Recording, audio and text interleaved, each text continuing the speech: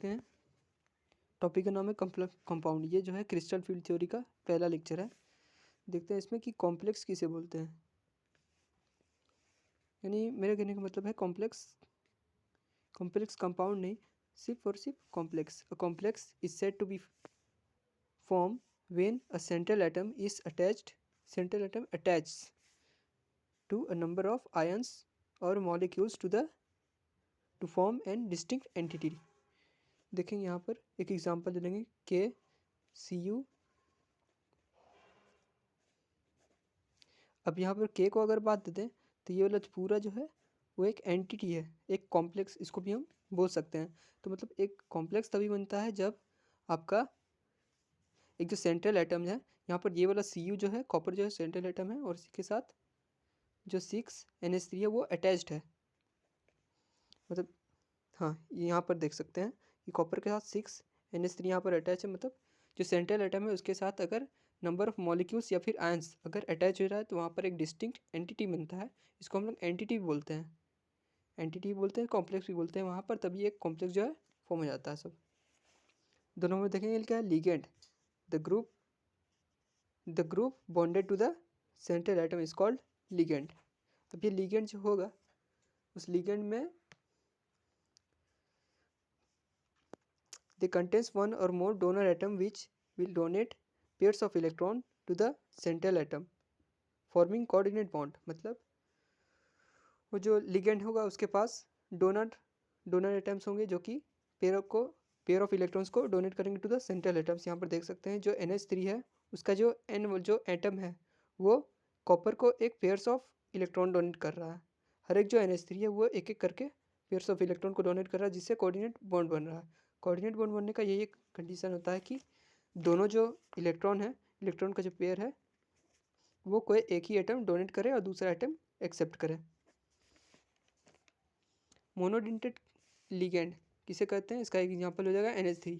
Bidentate का हो जाएगा EN यानी इथाइलिन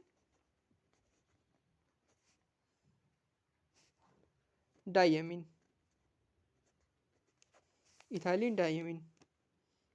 इसका स्ट्रक्चर कुछ इस तरह से होता है और ये तो एटम है जिसको ये डोनेट कर रहा है। चिलेटिंग लिगेंड किसको बोलते हैं, चिलेटिंग लिगेंड उसको बोलेंगे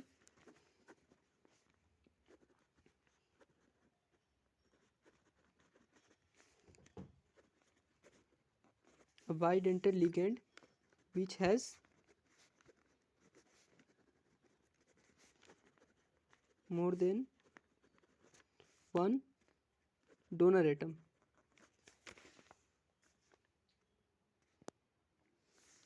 donor atom is called chelating ligand। अब सिर्फ बाइडेंटेड ही को ही नहीं बोलेंगे, ट्राइडेंटेड और उसके जो आने वाले हैं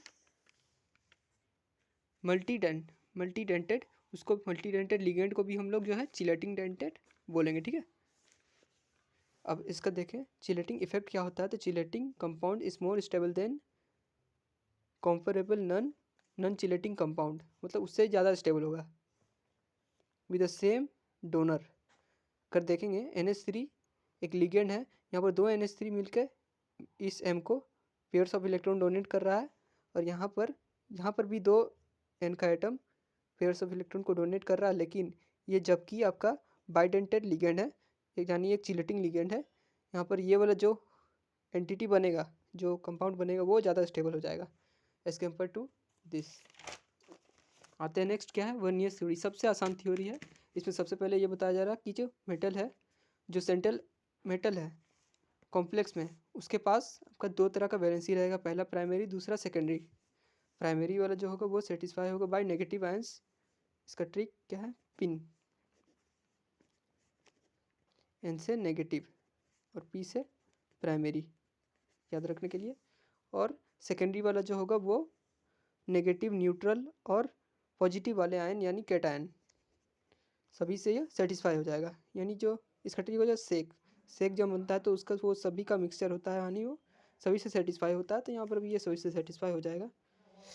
3 नंबर पॉइंट क्या होगा, हमको यहाँ पर कोऑर्डिनेशन नंबर का डेफिनेशन दे देना है। कोऑर्डिनेशन नंबर का डेफिनेशन क्या होगा, the metal,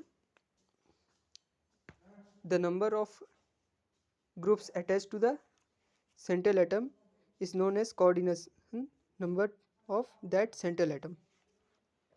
4 number point, the secondary valencies are directed in the space around the central metal atom.